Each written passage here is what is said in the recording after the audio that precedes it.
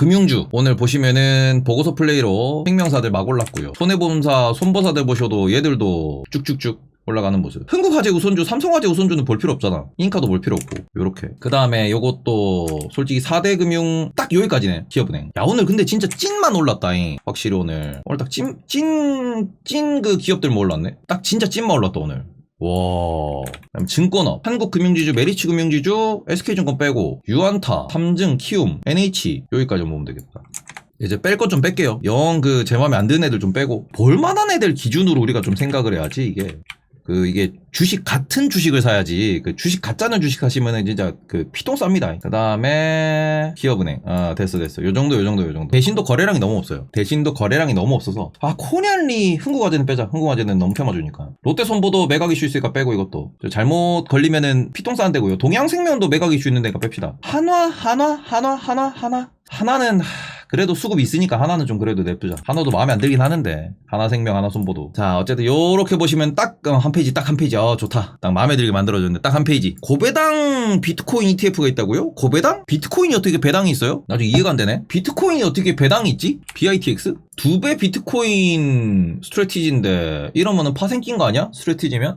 비트코인 레버리지 선물 ETF 2배 레버리지. 이게 어떻게 고배당이에요? 아니 선생님이 이거 지금 고배당 BTX ETF라고 이렇게 얘기하는데 BITX 고배당이라는 단어를 모르시는 건가? 커버드콜 레버리지를 쓰고 그걸로 비트코인 올랐을 때 차익을 배당으로 지급을 하겠다라고 하는 건데 네 인생 조지고 싶으면 니 알아서 하세요. 이거에 대해서 명확하게 그 상품 구성과 그 다음 배당금이 어떤 구조로 지급이 되는지에 대해서 여기에 스트래티지라고 되어 있는 이건 모두 다 파생 전략을 쓰는 건데 파생 상품 전략을 어떻게 쓰는지에 대해서 이해가 되는 사람이 이걸 투자하는 건데 우리나라 사람들은 이런 거를 모르는데 투자해. 존나 이해가 안 되는 게 아니 제피 이해하고 투자하는 사람이 있어요? 나 제피 공부하다가 나는 제피에 대한 구조가 이해가 안 돼 투자 안 하거든. 이게 좀 그래요. 제피도 JP모건인데도 못 믿고 투자를 안 하는데 SCHD도 커버드콜이 있는 거냐? SCHD는 커버드콜 없어요. 그거는 커버드콜보다는 그냥 배당주들 모아놓은 거, 고배당주들 모아놓은 ETF입니다. 우리가 투자를 하실 때 제발 본인이 어디다가 돈을 투자하는지 2천만 원이라며요. 2천만 원 손으로 만져봤냐? 2천만 원, 만 원, 2만 원, 3만 원, 4만 원, 5만 원, 6만 원 세봤어? 그리고 그 2천만 원을 그냥 함부로 써? 그럴 거면 날 줘 이 새끼야. 그럴 거면 아니 2천만 원이 네 집에 이름도 아니고 날 줘. 발발발발발발 할 거면서 왜 그걸 그래요? 주에 한 번씩 청자를 패준다. 아니요 매일 패요. 주에 한 번 노노노노노노노. 이게 다들 우리 다들 형들이 약간 마족기들이 있어가지고 때려 좀 좋아해. 욕해 좀 좋아해. 저 강의할 때도 제일 시겁했던 게 강의 약간 좀 진지하게 진중하게 했더니 욕 안 해준다고 나한테 그냥 왜 재미없냐고 막 화내면 재밌어해. 자 아무튼 다시 돌아와서 제가 이제 지난주부터 쭉쭉쭉 하던 겁니다. 지금 우리가 변압기 라면, 조선, 화장품, 방산 말씀드렸는데 이번에는 금융도 조금 우리가 체크를 해야 되니까 밸류업으로 체크를 해야 되니까 말씀을 드리려 그랬는데 올랐어. 너무 많이 올랐어. 근데도 우리가 금융은 저는 계속 봐야 된다라고 생각을 합니다. 이게 올랐음에도 불구하고 제가 올해 7월, 8월부터 계속 말씀드리는 게 반도체랑 밸류업은 올해 하반기에 무조건 봐야 된다라고 말씀을 계속 드리잖아요. 근데 그 이유가 뭐냐 그러면은 지금 시장에서 미국장 기준으로 실적에 대한 기대치가 있는 곳 어디냐 하면은 실적 기대감은 두 군데밖에 없다 그랬어요. 반도체랑 그 다음엔 AI랑 반도체보다 미국은 AI지. AI랑 다이어트 이쪽이다. 그리고는 실적 기대감 말고 매크로 기대감이 존재하는 데가 있습니다. 미국 시장 기준으로는 리츠, 그 다음에는 중소형은행, 지역은행이라고 하는 얘네들 이야기 많이 하고요. 그리고는 이 매크로 기대감의 핵심이 되는 거는 금리 인하에 대한 파급 효과가 있는 애들 얘기하는 겁니다. 그래서 금리 인하에 대한 파급 효과를 세 가지로 나눠서 보시면은 채권 시장이 강세로 가지. 그리고는 채권을 많이 보유하고 있는 미국의 지역은행들이 오를 거다라고 이야기를 하지. 그런 이런 부분에서 리츠 같은 경우에도 이게 아무래도 금리가 떨어진다라는데 수혜를 받을 수 있으니까 요런 얘기 나오는 거고요. 달러 약세 추가적으로 이야기 나오면서 플러스 알파로 이야기 나오는 거는 금이나 은과 같은 요런 귀금속도 올라갈 거다. 요런 얘기 나오는 거고. 그리고는 아직까지 방향성이 설정된 건 아니지만 코인 얘기도 나와요. 달러 가치가 떨어지면 코인이 좋아질 수 있다. 요런 얘기가 지금 이야기를 하고 이런 얘기가 지금 나오고 있는 중이야. 이런 얘기가. 근데 이 부분에서 그럼 우리나라에선 지금 실적 기대감이 있는데 어딘데 그러면 우리나라의 실적 기대감이 있는 거는 거는 요요 AI에 연관되어 있는 다이어트도 중요하고, 그리고는 계속 제가 말씀드리는 것 중에서 수출이 늘어나는 애들 있잖아. 그래서 말씀드린 게 변압기 말씀드렸고, 조선 말씀드렸고, 방산 말씀드렸고, 화장품 말씀드렸고, 라면 말씀드렸고, 제가 앞서서 말씀드린 5개 섹터, 얘네들, 요 5개 섹터 같은 경우에는 얘들이 다 뭐 하는 애들? 다 실적 기대감이에요. 전부 다. 수출이 늘어난다라는 국내에 있는 우리나라 산업 환경 특성상 수출이 늘어날 수 있는 섹터에 대해서 먼저 짚은 거예요. 얘네들. 자, 그러면은 매크로 기대감에 대해서 좀 봅시다. 매크로 기대감. 다음으로는 금리 인하가 된다라고 했을 때 우리나라에서는 어떤 섹터 봐야 되는데, 금리 인하하면은 왜 지역은행을 보고, 금리 인하하면 왜 리츠를 보는데, 이거에 대해서 이해를 하셔야 되는 거거든요. 금리 인하하면 왜 고배당주를 봐야 되고, 그런 관점에서 이 금리 인하라는 이 부분이 어떤 식으로 작동을 하길래 얘네들의 주가가 오르는데 이 주가를 더 봐야 된다고 하느냐, 요거를 이해를 하셔야 된다라고 말씀을 드리는 겁니다. 그럼 다시 한번 봅시다. 맨날 말씀드리는 거 뭐예요? 자본 투자의 가장 기본 중에 기본은 뭐예요? 우리가 기준을 정하셔야 된다. 그 기준은 무엇? 그 기준은 결국 미국 국채 금리예요. 기준 금리예요. 그러니까 말 그대로 미국 채권 기준, 미국 국채 금리 기준. 근데 얘가 지금 단기물 기준 5.5%가 어디로? 이게 지금 4%대로 3%대로 떨어진대. 근데 우리는 투자 관점에서 놓고 보시면 누구? 10년물, 20년물, 장기물 얘기하죠. 10년물, 20년물, 장기물 보시면 지금 이미 4%예요. 얘네들이 이렇게 떨어질 거라고 이야기하는 거예요. 얘네들이 지금 이렇게 1% 떨어질 거다. 자, 그러면은 얘네들이 이렇게 1% 떨어질 거다 그러면 이게 시장에 어떤 영향을 미치느냐? 요 4%와 3%라고 하는 거를 우리가 소위 말하는 기대 배당률로 놓고 계산을 때려보면은 고배당주 애들이 4% 주던 애들이 3%로 내려간대. 그럼 가격이 얼마나 올라가냐라고 하면은 이 가격이 대충 올라가는 게 30% 이상 올라갑니다. 주가가 30% 이상 올라가요. 목표 주가 자체가. 그러니까 우리가 말 그대로 10,000원을 4%로 했을 때 목표 주가는 얼마? 내가 10,000원 배당 매번 주는 그 주식이 있는데 이거 내가 4%만 내게 배당으로 준다 그러면 이거 무조건 이게 안 팔 거야 라고 해서 이렇게 들어가면은 얘네들이 얼마입니까? 목표 주가는 요거 곱하기 25 하면 되니까 25만원 나오거든. 한 주에 25만원짜리가 만원씩 줘. 매년. 그럼 4%야.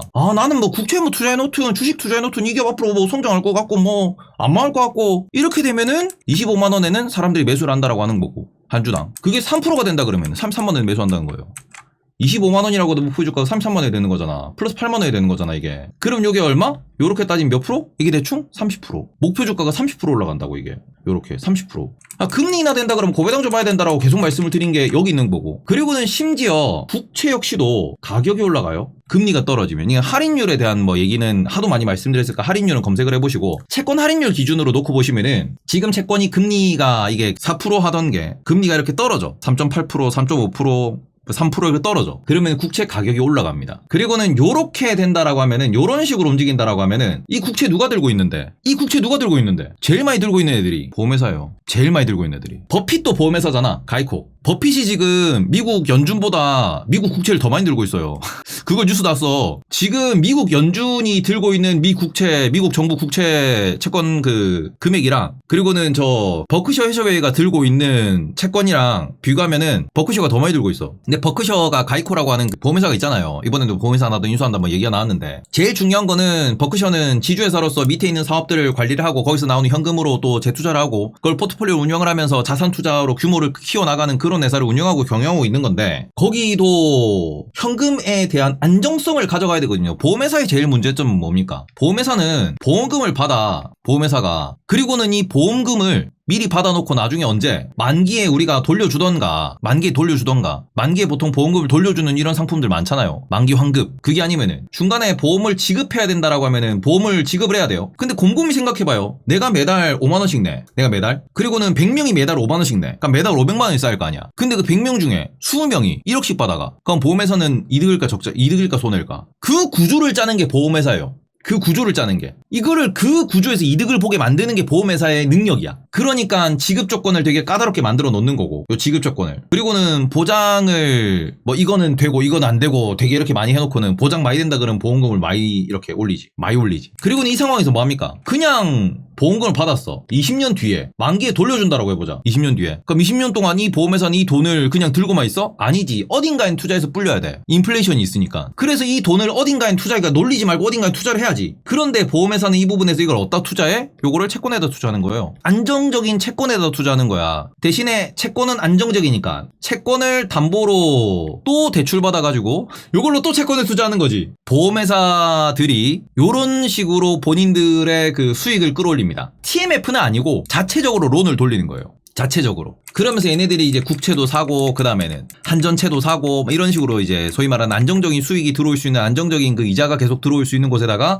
채권을 계속 박아 넣는 거예요. 그러니까 보험회사가 어떤 식으로 하냐 그러면은 지금 봐봐. 지금 보험회사 기준에서, 보험회사에 어찌 보면은 가장 기본적인 그냥 비즈니스 구조예요. 이거보다 더 복잡하긴 한데, 보험회사가 보험금을 받아. 그리고 회사는 보험금을 요거를 보관을 하면은 적자예요. 보관만 하고 있으면은 적자야. 은행 예금 통장에만 넣어놔도 얘들은 적자야. 뭐 적자는 아니지, 예금 통장에 넣어놓으면은. 근데 그 예금 통장, 적금 통장에 넣어놓으면은 인플레이션 해지가 안 돼. 애들 뭐 월급은 계속 올려줘야 되고, 운영비도 계속 올려줘야 되고, 임대료도 계속 나가야 되는데, 회사는 보험금 처음에 이렇게 뭐 월 5만원 계약해 놓으면은 5년, 10년 동안 계속 5만원이잖아. 그러니까 보험 같은 경우는 이걸 뭘 해야 되는 겁니까? 요거를 보관하기보다는 굴려야 돼.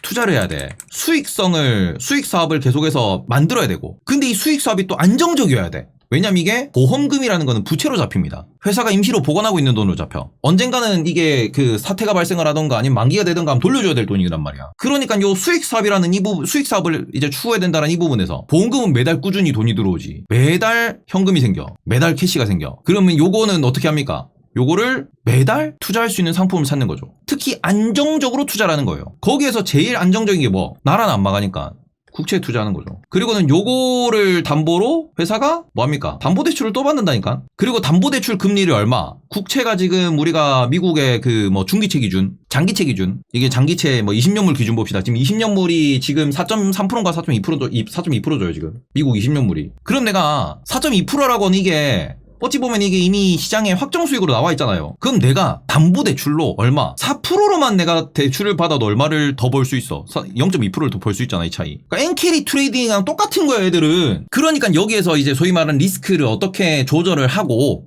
왜냐면 국채 가격이 또 올라갈 수도 있고 떨어질 수도 있고 이러니까 은행들이나 그 우리 토스도 이것 때문에 말 많았었거든. 토스도 K뱅크도 그렇고 작년인가 토스뱅크 망한다는 얘기 나올 때 토스뱅크가 채권을 어떻게 보유하고 있고 그리고는 얘들이 현금 보유 자산 보유를 어떤 식으로 지금 구성을 해놨는데 그것 때문에 2022년 2023년도에 국채 금리가 이렇게 올라가니까 반대로 가격은 이렇게 떨어진 거였거든요. 그러니까 지금 이게 TMF랑은 다른 거예요. TMF랑은 다른 겁니다. TMF는 이거를 얘들은 그러니까 TMF는 좀 이게 좀 완전 양아치 짓을 한 거고 그리고는 이게 우리가 오히려 이거는 SBB 은행이나 아니면은 크레딧 스위스 은행 그것도 아니면은 그 영국의 우리 그 2022년도 11월에 영국에 있던 그 보험에서 터진다는 얘기가 나왔을 때 걔네들이 이러한 구조를 갖고 있는 거란 말이지. 얘네들은 금융업에서만 가능한 거예요. 이런 레버리지.